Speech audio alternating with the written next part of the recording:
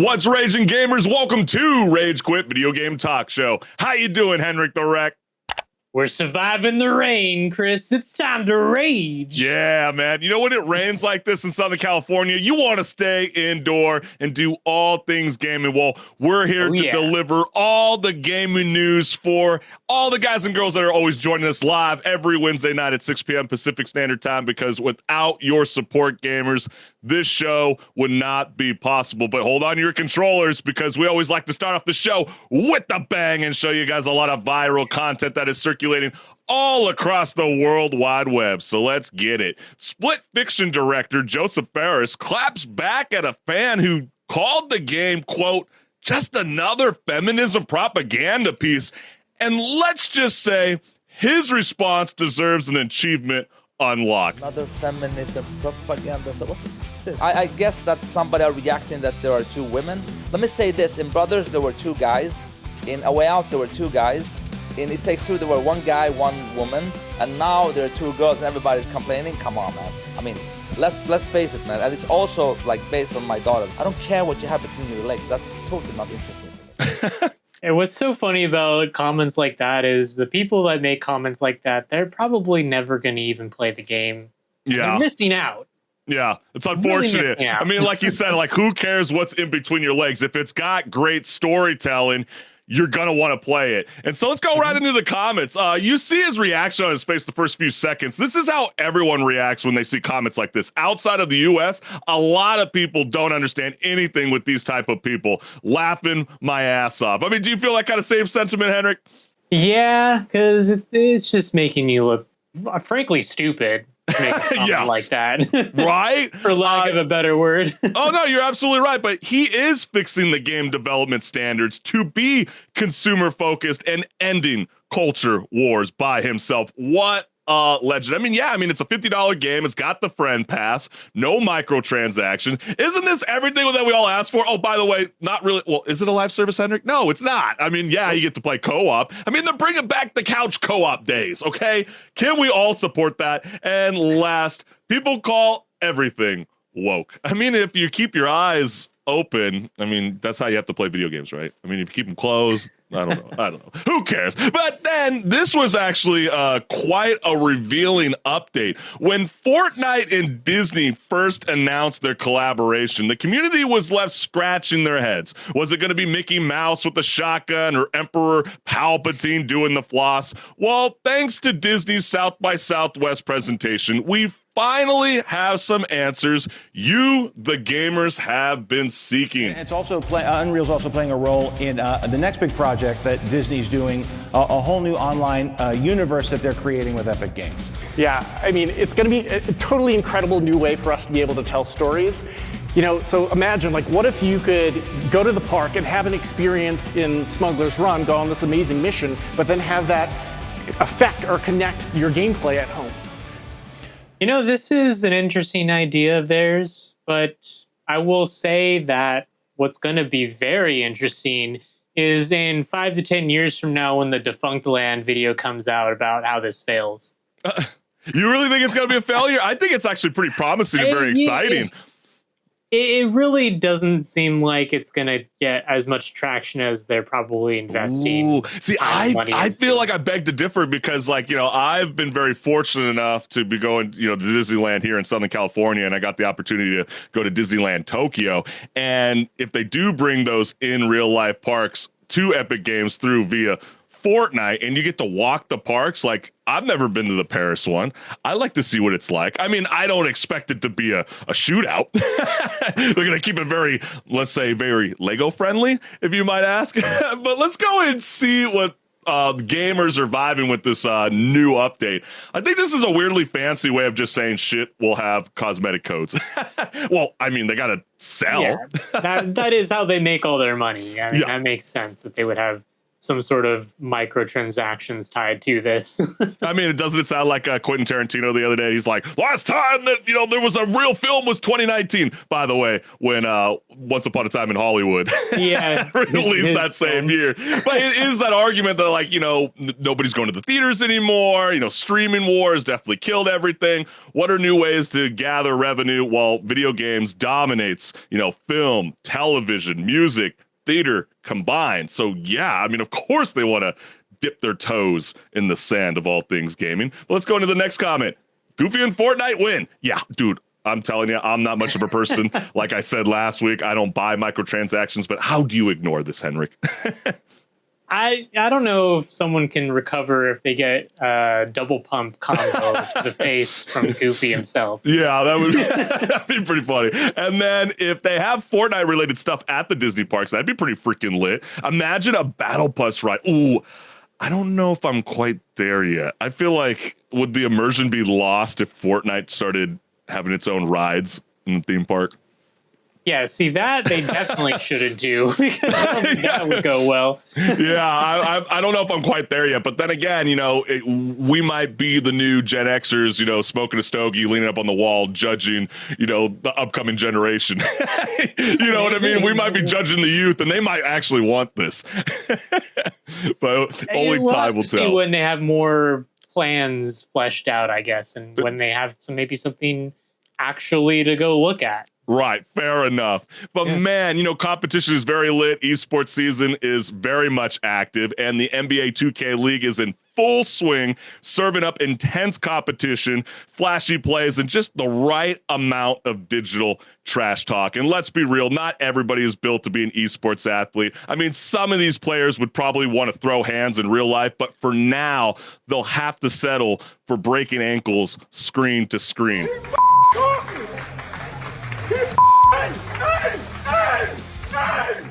Keep talking!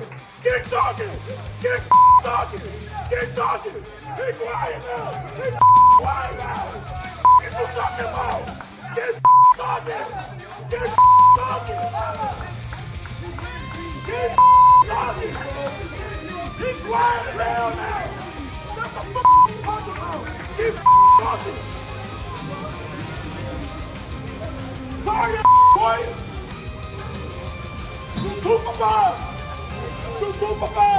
Oh my! I'm really surprised that there's no regulations against that sort of incident to happen, because I believe it was XQC that famously, he was known for Overwatch and competed in the Overwatch League, and he got kicked out because he was too toxic. Yeah, but most of the time people can't understand him when he's talking so freaking fast. You can't understand anything he says. I think that's fair enough. I mean, when I'm usually playing some of my favorite sports games online, I'm the kind of trash talker who keeps the controller on mute and then throws out little subtle jabs towards the end of the game when I know I've successfully gonna get that W in hand. But if I had someone tripping at me like this, it does feel like a deep cut, straight to the gut.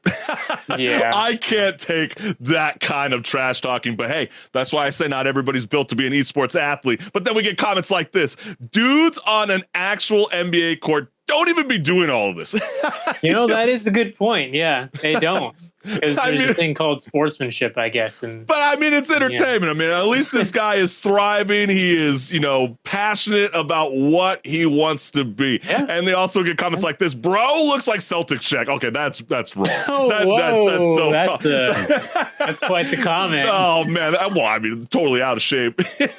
Shaq. Oh, my gosh. I wish us Lakers fans, it hurts to see him in that jersey. But then you get definition of not touching grass, and then Ronnie 2K himself saying it be like that sometimes. So Ronnie himself knows the love of the game. But we want to thank you, the gamers, for always tuning in live every Wednesday night at 6 p.m. Pacific Standard Time, because without your support, gamers, this show would not be possible. So we want to take a moment right now to show you my QR code. Like, share, subscribe, hit the notification bell so you never miss a live show. And you see that QR code there, that goes to my YouTube channel. What are you waiting for? Scan it, go watch some videos, leave some comments. I'm waiting. HenricK the Wreck, are you ready to rock and roll? Oh yeah, and it's time to talk about a game. And we got a good one today, so let's get right into it.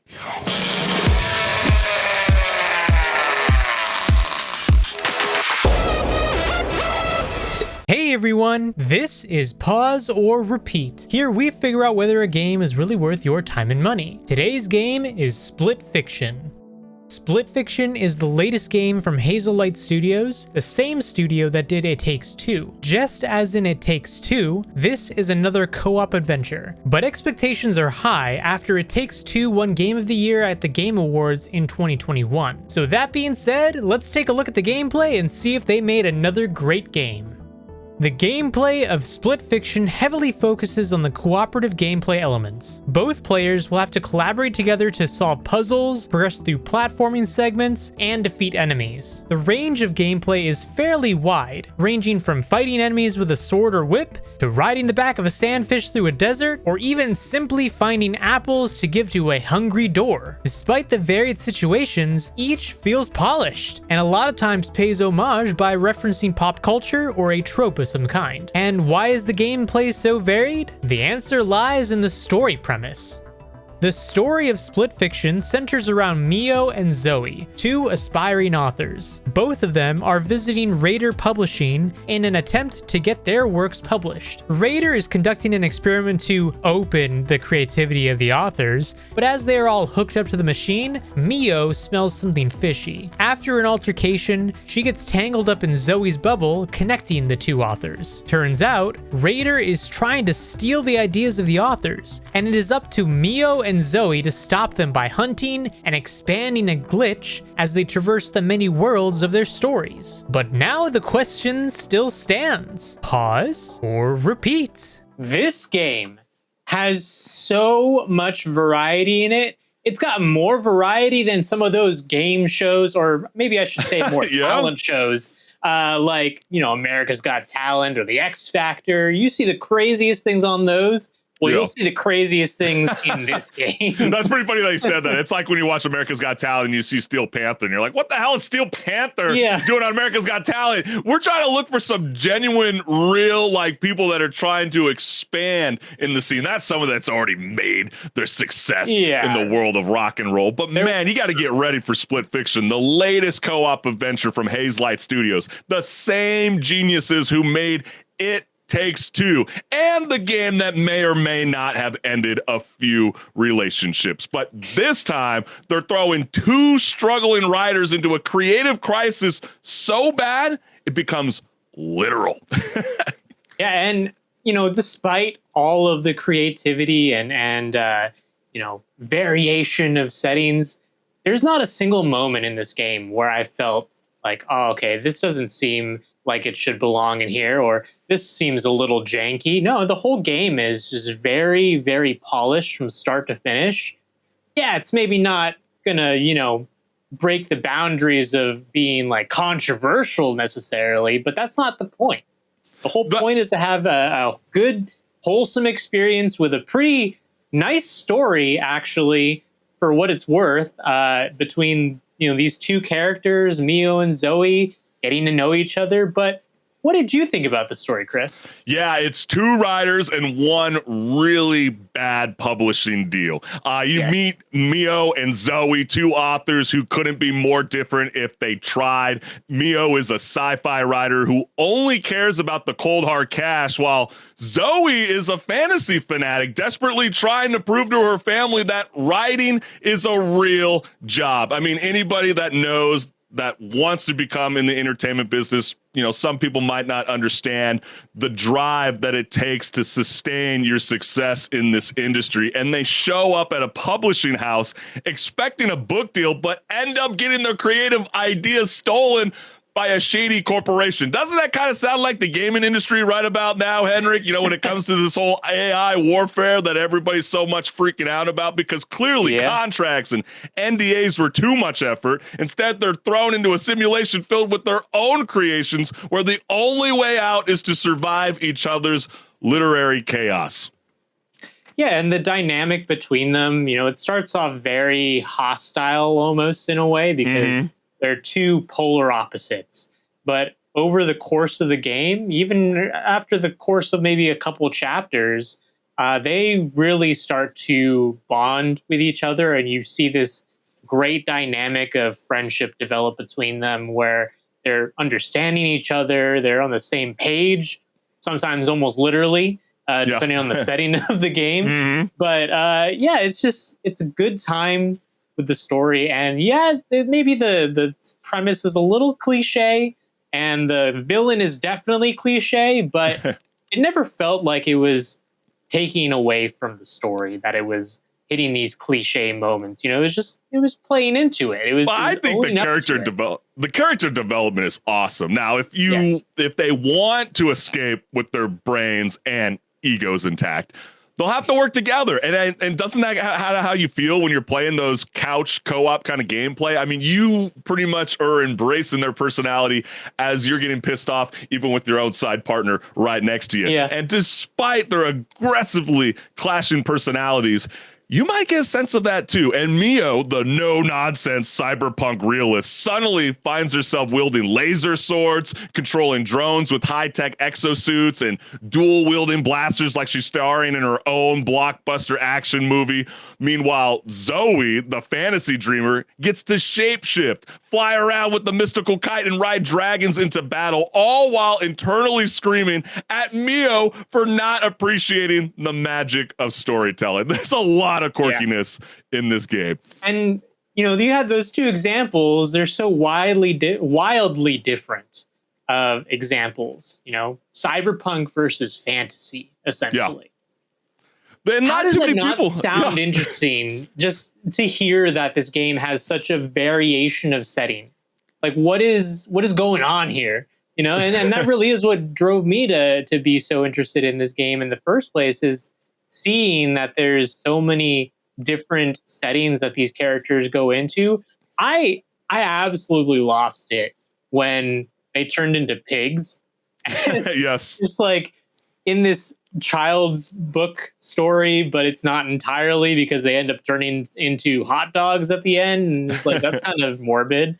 You're right. I mean, Did you have like a standout moment that felt like that for you, Chris? yeah, I know what you're talking about. I mean, that road to freedom isn't as simple as, let's say, swinging a sword or hacking a mainframe. I mean, one moment you're escaping a supernova, the next you're challenging a monkey to a dance battle, or you're fending off an evil cat with world domination. So there's like hoverboarding, there's stealth missions, there's puzzle solving, and plenty of moments that will make you question if the developers just set up a dartboard and had cool ideas all on that board and just kind of threw at it and just ran with it. Yeah. So it's awesome. Every new level is complete curveball, filled with unexpected mechanics, bizarre enemies, and more pop culture Easter eggs than should be legally allowed. I mean, a lot of the times I started thinking about, you know, the Pokemon versus Pal World lawsuit, and, you know, how Pokemon is really trying to control a lot of the gameplay mechanics. Well, this game brings a lot of that old school elements that we grew up within our own childhood in a variety of different ways. And I don't want to, you know, spoil it too much, because I think that's the best thing about Split Fiction. It's always going to make you feel like, oh, maybe I'm playing Shadow Colossus. Maybe I'm getting a little bit of a sense of Astro Bot. Maybe I'm playing like a 2D scroller. Oh my gosh, I'm doing a puzzle game. Creed moment where if you play the game and you get to it, you'll know what I mean. Right. And then one moment you're snowboarding, you're like, what is going on? I mean, it is so much freaking fun. And Hazelight Studios knows co-op games can be tricky if you don't have a go-to gaming buddies. So that's why Split Fiction comes with Friends Pass, letting you invite a friend to play for free. And no friends? Well, there's always HenricK or Discord, and where you can team up with a total stranger and bond over the shared trauma of fighting off those cyber ninjas. Yeah, and that actually is a very cool thing for them to do, is to say, hey, only one of you needs to buy the game, or you could even split the costs and maybe, exactly. You know, go in on it with someone that you think you'd have a good time with.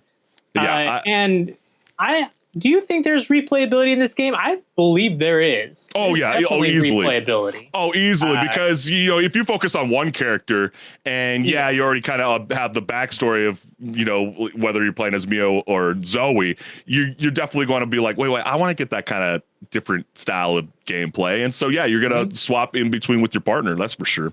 Yeah, but even just, even if you played it before, maybe more than twice to get both sides, both characters in a playthrough, there's even just the feeling with this game where you want to show it to someone. You want to go through it with the game, with them as they play and experience the whole storylines and little nods to pop culture. Well, it's let's put it like this though, HenricK. It's like you get your buddy over and you're like, instead of kicking my ass 24/7 in MLB The Show, can we just play kind of a cozy game that's not so painstaking? It's pretty casual. It's going to challenge you a little bit, but it's not like, oh my gosh, like I'm ripping my hair out. Yeah. So, like, for me, and to you, the gamers, if you're ready to juggle laser swords and magic spells while outrunning a cybernetic parking attendant with anger issues, Split Fiction is calling your name. So grab a friend, embrace the madness, and prepare for a co-op adventure so wild even the characters don't know what's coming next. So if you're going to ask me right away. Is this you saying that it's a repeat, Chris? Absolutely. It's a repeat. And I'm going to go as far as gosh, it feels like banger after banger after banger. I am so amazed in the first 3 months. We have so many great, games that are up there that I believe could be game of the year. And I would not be surprised if this takes on that charge. And you're definitely going to want to play this game. What are you waiting for? It's a repeat. What about you, HenricK?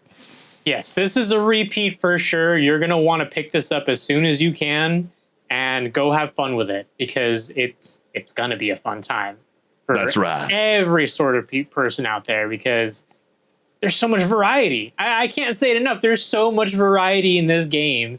It's almost like it's built for just about anyone, but also knows exactly how to make people enjoy the settings, even if they didn't feel like they felt they would enjoy it. So yeah, it's a repeat for sure. Yes, immersive storytelling told so well in the grand scale of video games. But we got so much more left here on Rage Quit Video Game Talk Show. So HenricK the Wreck, are you ready to rock and roll, my friend? Oh yeah, it's time to get into the news. So let's dive right in. Hey, let's get it.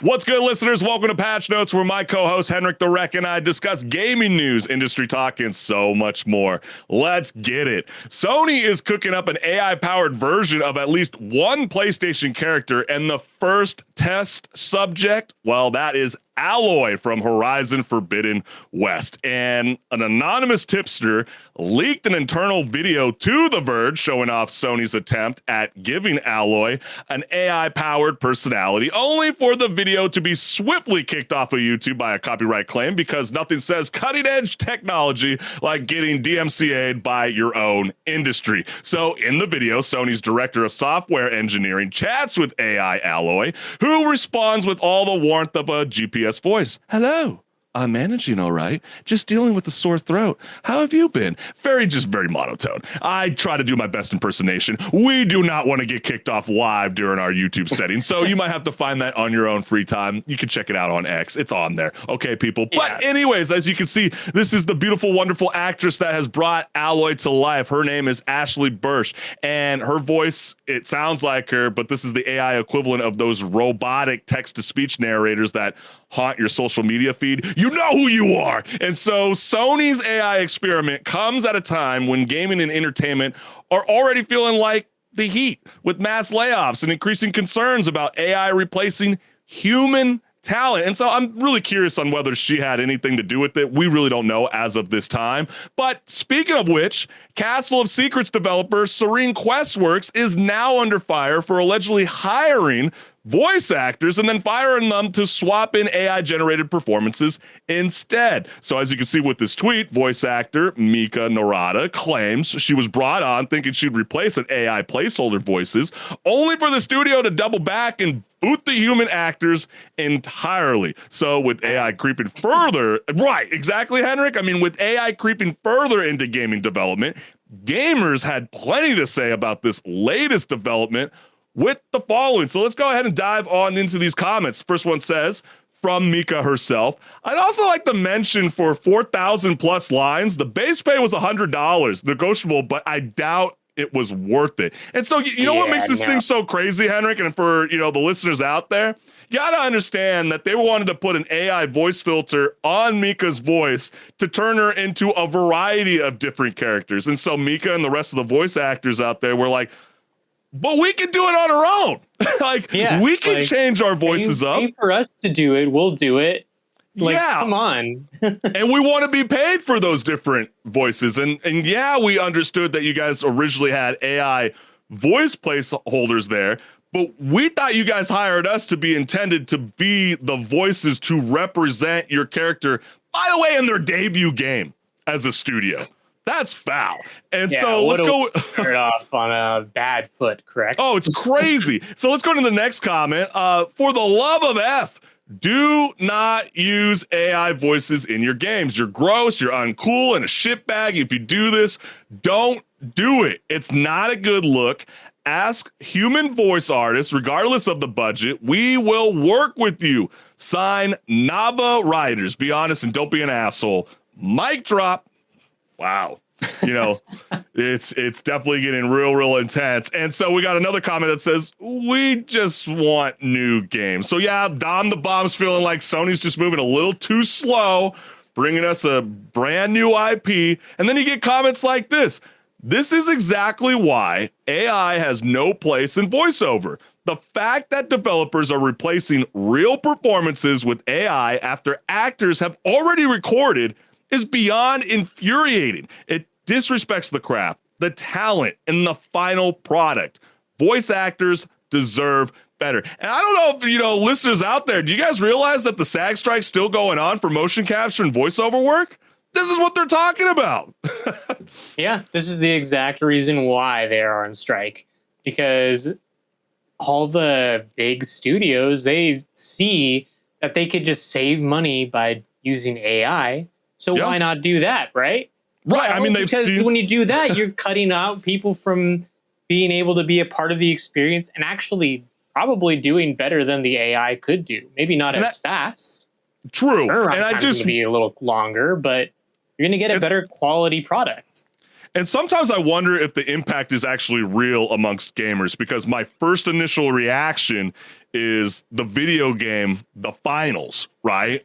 If anybody is not aware, those voiceover that you hear amongst that game, they're not real people. Those are AI. So when you hear that announcer and he sounds like that SpongeBob SquarePants anchor, the fish, that's probably why. And so, you're not going to get, true representation with the craft. And so some people do love the game and could care less that's using AI. If it works and the gameplay is fun, we'll play it. If it sucks, then we move along. But let's go ahead and read the next comment, because this one says, PlayStation would rather make AI slop of alloy than make actual games. No, don't do that to Luka. Don't do that to Luka. I know LeBron's out right now, but let's not do that to Luka. Luka's going to find a way. He's going to take us to the promised land with the Los Angeles Lakers. And the last comment that we got here is, Alloy already has the emotional spectrum of AI, so probably a good choice to start with. I got to agree with you, Mike Buck. I kind of felt the same way a little bit in a sense, because if anybody that's played that game, yeah, you're going to kind of understand that. But is that even acceptable? So, HenricK,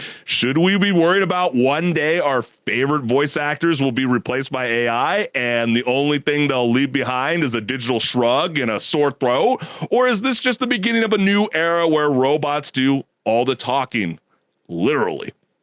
Well, I do believe there is a way for this to work in some respect where, both sides are happy, where, the voice actors are taken care of and compensated properly. And then also the studios are still able to dabble in AI if they really want to.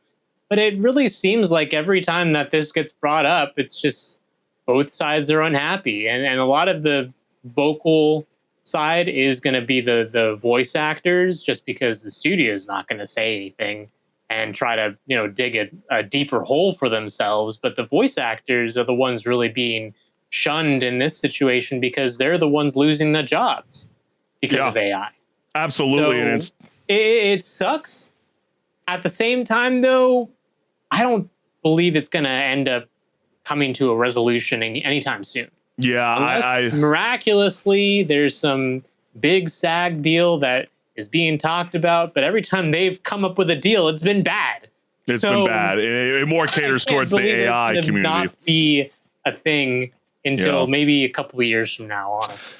Yeah, I mean, what a lot of these voiceover artists are pretty much seeking is like that kind of same residual that you might hear in stories like Shawshank Redemption, right? You know, you get the commissioner of the prison, that famous actor who's constantly still receiving checks every day, because that is like probably one of the most celebrated cable movies of all times, even though it maybe wasn't received as well when it first showed up into the movie theaters back in the day. It's iconic to this day. And so the point is, it's like, hey, if you want to use our voice, fine, but we need to work out kind of a residual kind of an agreement. And I'm wondering whether Ashley has made that sort of agreement with Sony. I know Sony is exploring, or not even really exploring, they are making a movie around Horizon Forbidden West. And so this might be like that next venture to capitalize. Remember, they were saying, we're on the second half of, you know, of the PS5 and we're heading into a new direction and the future is here. And so maybe that's what Sony means. You know, we're getting that AI powered synthesized voice and facial movements and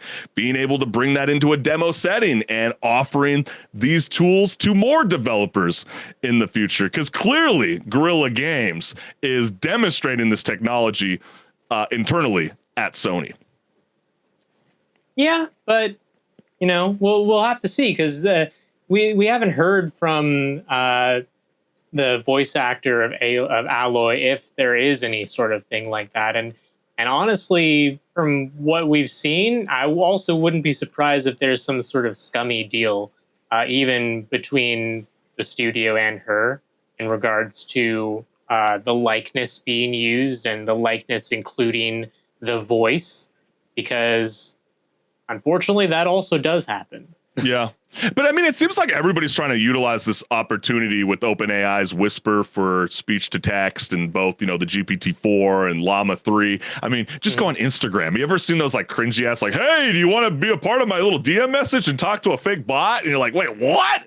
What are we doing? Like, I am so freaking confused. And, you know, just to keep in mind, we've highlighted this in the past, but Nvidia has been working on its own similar technology for AI powered NPCs in games. I mean, they've talked about this since 2024. They call it ACE, and they have demonstrated it several times throughout the year. And they were even been working with a company called In-World AI to create what they call Covert Protocol, which is a playable tech demo of Nvidia's AI game technology. And, you know, some people might go, holy cow, I can't believe Sony has been trying to lead this push. Well, hold up. Microsoft has also been partnering close with In-World AI to eventually bring AI characters to Xbox, allowing game developers to use generative AI characters, storylines, and so much more. And they just, remember, HenricK, we highlighted it, Muse AI, that, you know, it's a little, it's not quite there yet,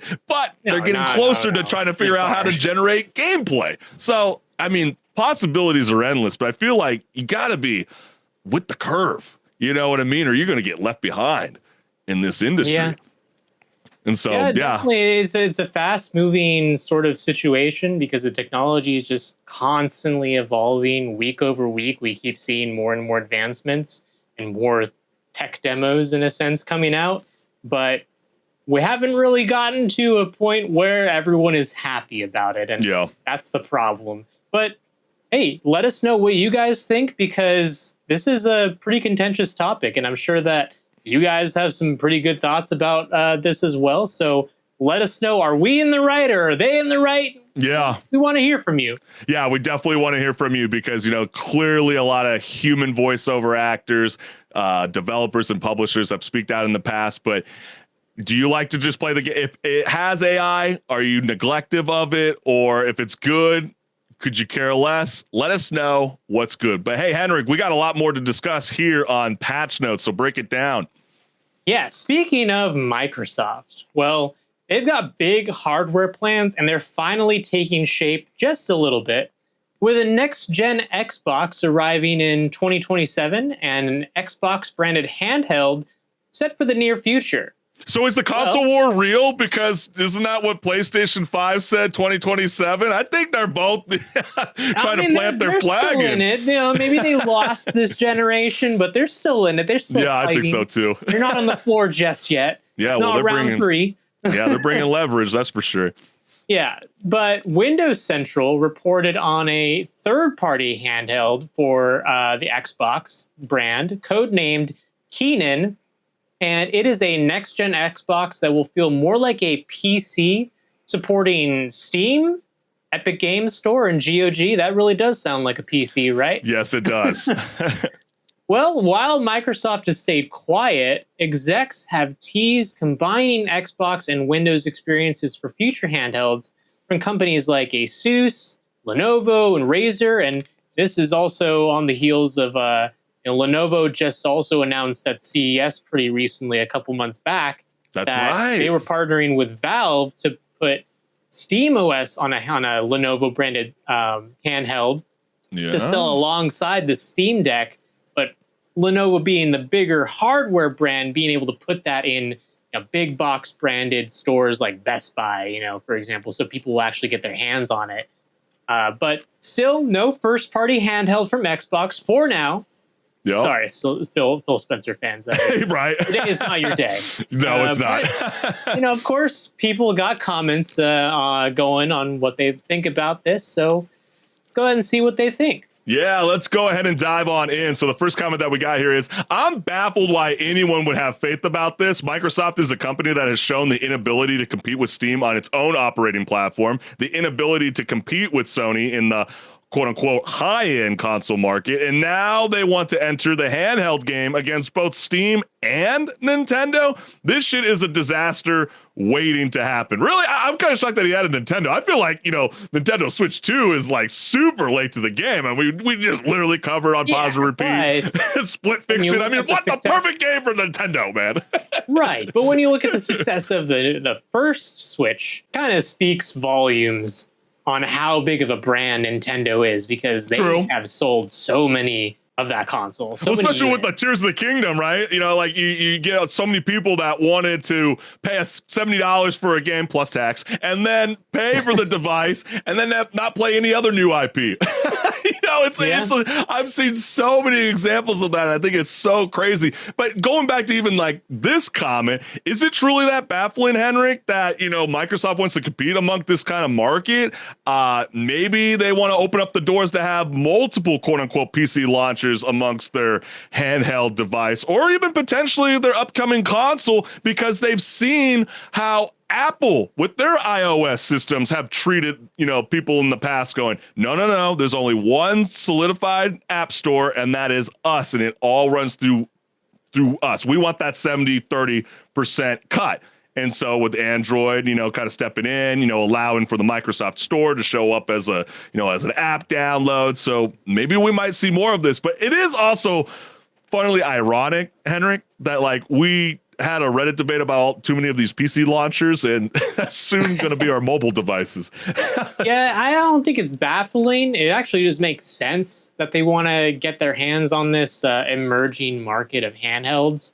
But at the same time, they kind of already are, because all these big brands like Asus and Lenovo, they have handhelds that run Windows. And Windows is actually owned by Microsoft. And they have a big stake in gaming through Windows, obviously. So it technically already exists, but this would be a specific device that could also run Xbox games as an Xbox. So that's what's interesting. Yes. Especially because Windows on the handhelds kind of sucks compared to the SteamOS experience, which is much more like a console. I'll get a handheld if it plays my digital library from Xbox, preferably not via streaming. This is supposedly a handheld PC, so not all digital games will be available. Play Anywhere games will be available, just like on other Windows PCs. So yeah, I think that's been kind of the niche, towards Sony's PS5 remote. People just don't like the idea that, it has to always constantly be, connected to the internet. And so if you can just grab it on the go, I think that could be very, very promising. It would make me want to, potentially look into this handheld device. Look at how much response people got in relation to the Portal, the PlayStation Portal. everyone was kind of disappointed that it wasn't an actual device you could play games on and also stream games from your console too. Yeah, so true, HenricK. And also got a comment here from Silvery Death. I can see the next gen consoles targeting 2027 because by then it will have 7 years since Series XS launched. There was an 8-year gap between the 360 and One and a 7-year gap between the One and the Series XS. So that would line up. Yeah, you know what's so crazy? I saw like a post like maybe it was like 4 or 5 days ago that the Xbox 360 came out 20 years ago. Wow. Doesn't that make you feel old? Oh, wow. Me holding my Mountain Dew in hand. No, I'm just kidding. I was a root beer guy. And your Doritos. Yeah, and my Doritos. Cool Ranch, by the way. But this article is littered with seems, likely, assuming, expects. It seems likely that their source assumed a lot and we're expected to accept this editorialized guesswork as fact. I mean, it's all just speculation. Like I feel like, Microsoft probably not going to come out with their own definitive handheld anytime soon, but the idea that they will partner their technology with other PC handhelds, like what they call OEMs in the scene, yeah, I think that's very much a real thing. What do you say, HenricK? No, yeah, definitely, because they already do that with Windows laptops, and what also exists in the laptop space and also in the desktop space, gaming desktops and gaming laptops. Yeah. So it just makes sense that they would also maybe think about partnering with those same brands to make an Xbox handheld. Ooh, yeah, that'd be crazy. And I still don't see the financial incentive for Microsoft to make a handheld when the existing PC handhelds can already play Game Pass. A dedicated Xbox handheld doesn't really sell more subscriptions. It's just a device for existing users to play their existing library in another format. To which case, the hardware sale itself needs to be profitable as compared to the main consoles, PS5 and an XSSX, being sold at a loss. People were, I was a bit surprised to hear that, Xbox was still pushing forward with a brand new console in 2027. But if it does become that feature that implements more of that PC route, because I know when I upgraded from the PS4 to the PS5, I might be in the minority with this, HenricK, but like I really enjoyed the internet browser feature on the PS4. So when I got the PS5, I was surprised that was taken out. Yeah, and so I think a lot of why they took that out though is because of there's the jailbreaking vulnerability. Okay, that's a good browser, point. But there's also the fact that you have to keep it updated, and they probably don't want to put all that effort in just to serve a subset of people that you were not included in. But it feels like we gotta go there. The subset of people being people that don't use the console. Yeah, I just feel like we gotta get closer and closer to turning these consoles more into operating PC systems. And let's get into the last comment, because this one says, I think you underestimate the need for a handheld console that has access to Game Pass with good user experience. There are other handhelds that can do the same thing, probably, but the thing keeping from buying them is the hoops I have to go through to use them effectively, and the fact that prices on them are pretty obscene for what they offer. I don't want to bother with settings, worrying if X game can be played on whatever handhelds are currently on the market. The whole point of having a handheld for me is to have it on the go. And when I may not have much time to tweak stuff, I would rather play instead. Just my 2 cents. Yeah, I think that's actually a very, very fair point. I mean, we constantly can gripe on video games, oh man, the PC settings are so screwed up with this AAA game. This is lame, blah, blah, blah, blah, blah. But I think we can, push forward with, something new and, revitalize that. Say, I don't know about you, man. I used to love having a PSP growing up. And, to kind of have that same kind of experience again. I know it's available, but I think, people want to kind of gravitate towards, the 3 horsemen, or I know it's the 4 horsemen, but you think of Microsoft, Xbox. I mean, yeah, Microsoft's Xbox. You think of Sony's PlayStation, then you think of Nintendo, right? So, is this report about Microsoft's gaming plans just another tech rumor, or is there some truth behind it? And if it is in fact true, HenricK, should Nintendo be sweating bullets over the launch of the Switch 2 coming out real soon, or is it still confident that its hybrid magic will keep them ahead of the curve? Yeah, there's definitely some truth to it because it's a emerging market that they could definitely carve a little niche out for themselves. If they offer the handheld to be on one side, you can play the Xbox games, and they're really optimized if you do that. But then on the other side, you can boot into like a Windows-like experience that is optimized for the handheld experience and can then offer you access to the other game stores like Steam, Epic, GOG. We'll even throw in the Ubisoft launcher. Why not? So when you open the doors to all those, that's a much more compelling offer of hardware than just saying, oh, here's an Xbox handheld and it only runs Xbox games. Oh, by the way, it's also not as powerful as the standalone console that is not a handheld, and it's more money. Yeah. So you got to offer some value to it to make it worth it, right? And that really would be their way to offer value, but they do have to still fix some stuff to get to that point, because the whole reason why the consoles are so, I would say, successful in getting people on them and playing games is compared to PC. Compared to any PC, when you play a PC game, you got to fiddle with settings. You got to make sure that the settings in the games are optimized for your build and to your liking. Whereas with a console, you just press play to go, and you're good to go. There's no settings to fiddle with. It's already optimized for the hardware, and that's why SteamOS has been so successful on the Steam Deck, because they've tried to deliver the same sort of experience with the games that they deliver on the Steam Deck, which are all through Steam, but you can easily see which ones are compatible fully and which ones are not, and then it tells you what's not really that great on them for the experience. Yeah. And there isn't really a handheld out there that has the same console-like experience except for the Switch 2 that's coming out and the Switch, which is already out. And both of those have the advantage of just, I press play and I play. Yeah.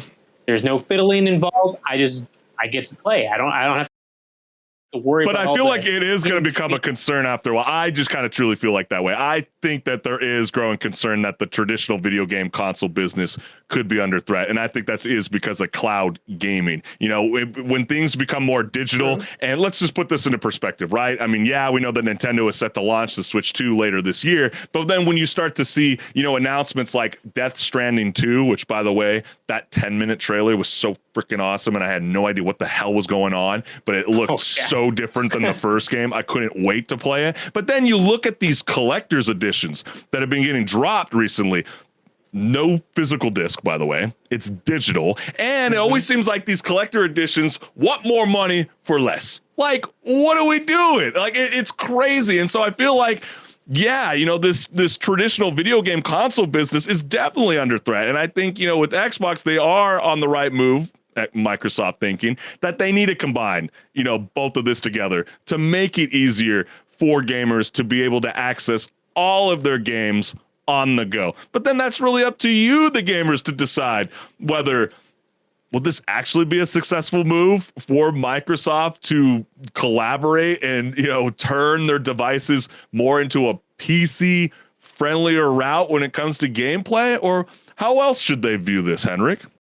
Yeah, I mean, it really comes down to, would people be willing to buy this if it exists? Yeah. And if it is not something that people would buy, then it's not going to be successful.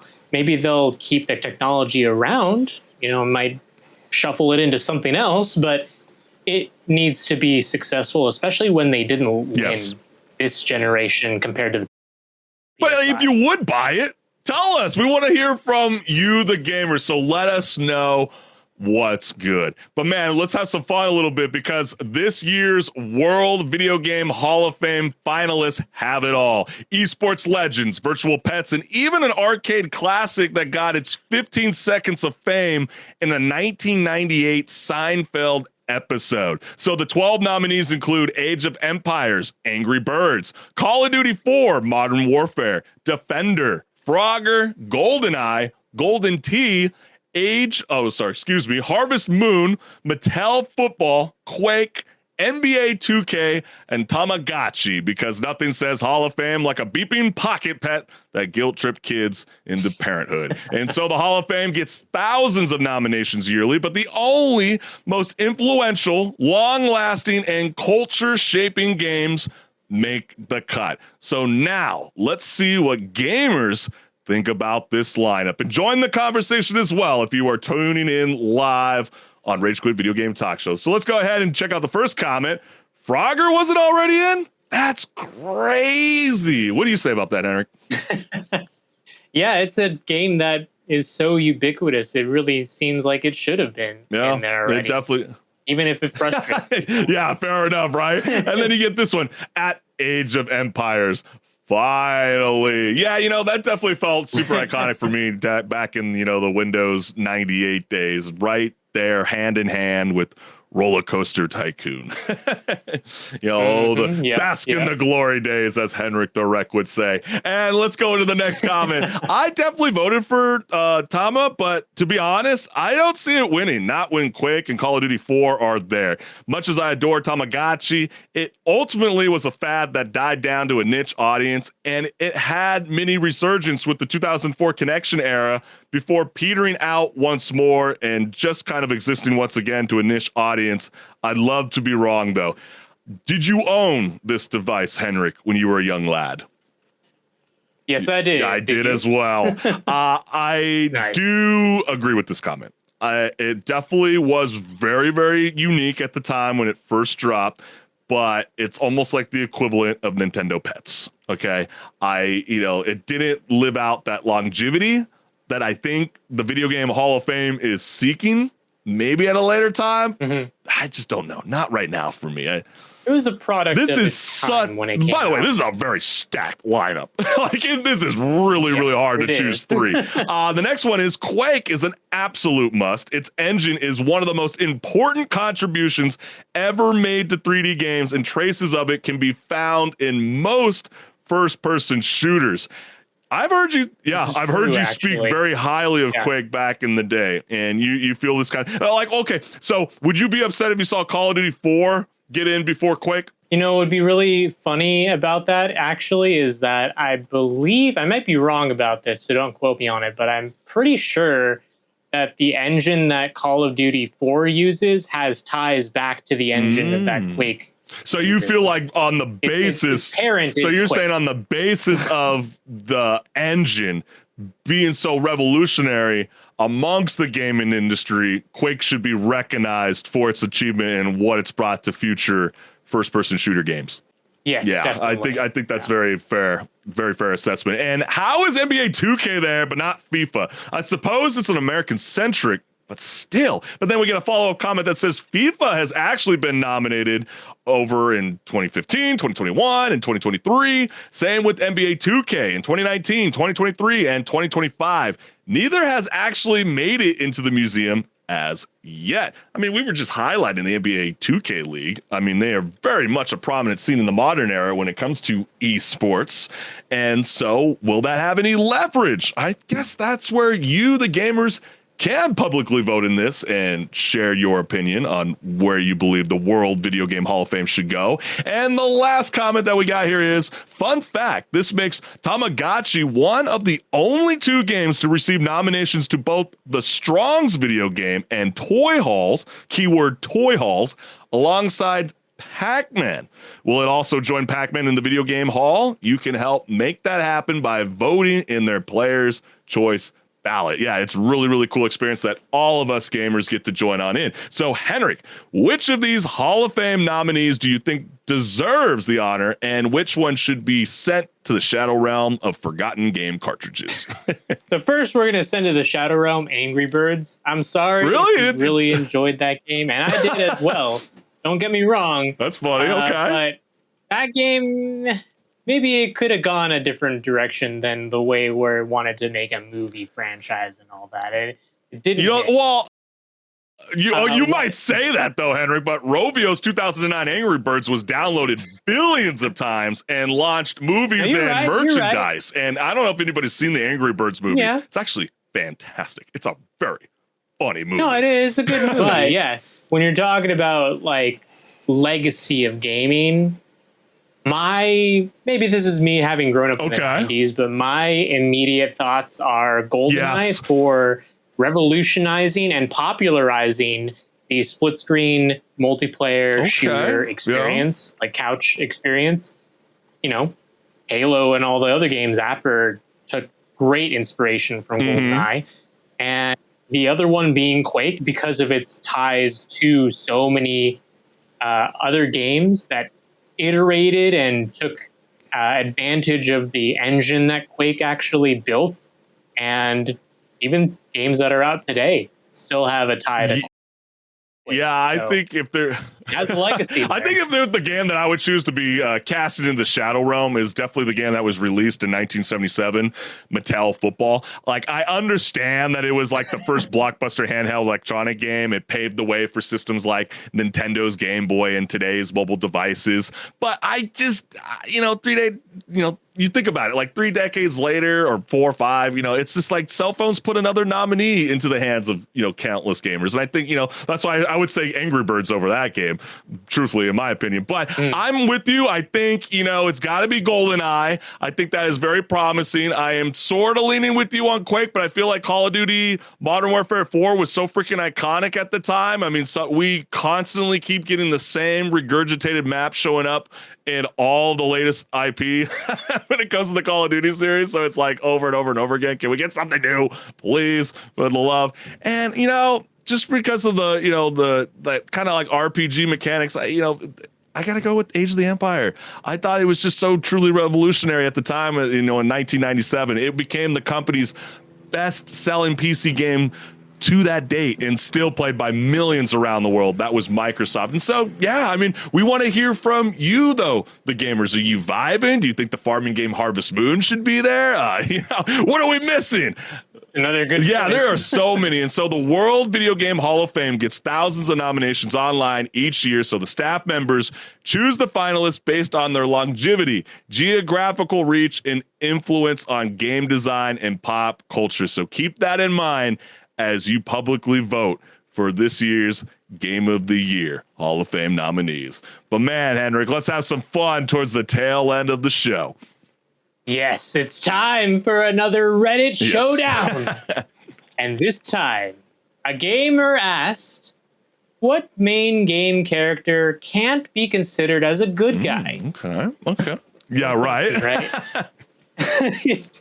Well, the responses came in faster than a speedrunner skipping cutscenes, so yes, this Reddit thread was very lively, so let's dive right on in. The first one says, any Grand Theft Auto main character. Edited. Corrected myself. Wait, what? Definitely in GTA games. Most main characters are killers and criminals. Do you view it that same way? This is true. Yeah, they're all thugs. How dare you? You come to like most of them in some way. In some respect. I think at the end of the day, they are criminals. The game is called. I'm sure we're going to see another character in here that everybody loves and might view them as a good guy. But let's continue to keep this thing moving along. Arthur Morgan and John Marston are both trying to atone for their lives of crime and all the people they hurt along the way. But like Arthur said, quote, you don't get to live a bad life and have good things happen to you, end quote. Yeah, I mean, I would never want to live the cowboy days. Oh, hell to the no. The wild, wild west. No. Yes, exactly. All right, so we've got Captain Martin Walker, Spec Ops The Line. Gentlemen, welcome to Dubai. This is an interesting game for sure, and I do recommend people to play it because it toes the line of what is so ethical and what's not. Yeah. And this character is not the greatest guy. Whether he likes to think so or not. The next comment that we got here is Kratos. Some character development recently, but Greek games, Kratos is a bad boy. Yeah, but at least you get to rationalize his hatred, especially the Greek saga. While bad, the gods are also assholes too. He's more morally gray in the Norse saga at least. Really, dude? Because the last I recall playing as Kratos, if I jump on a ship and you're the captain, you better hope that I'm not you're in my way, because you're gonna get slayed either way or tossed off that ship. Yeah, don't ask Kratos what happened with Ares. Boy.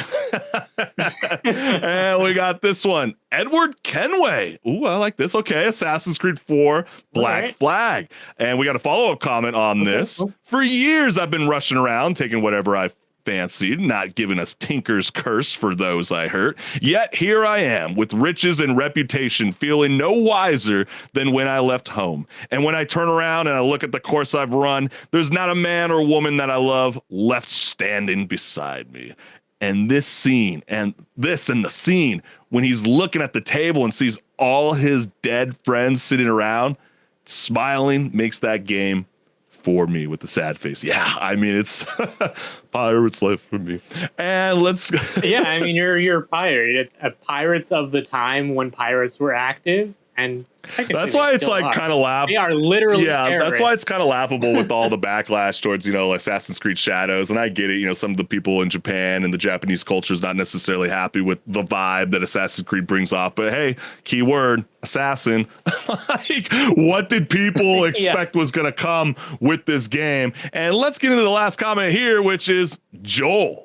The Last of Us. People are biased because the story from his perspective, but judging from his dialogues, he killed random people in ambushes before the game started. Yeah. And yes, for anybody that's never played this game and is only witnessing this story unfold through HBO's The Last of Us, oh man, you are in for a wild ride when it comes to April of 2025. And Joel really is the kind of guy that will survive an apocalypse and by any means necessary, which means killing many people. And so, HenricK, which main character is technically not a good guy besides your Skyrim character after 5 minutes of unsupervised fishing or freedom? I'm gonna throw you for a little bit of a loop. Okay, I'm ready. Here.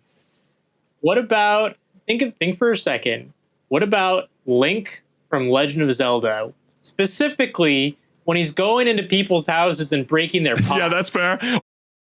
Or drop kicking chickens. Yeah, that's not very.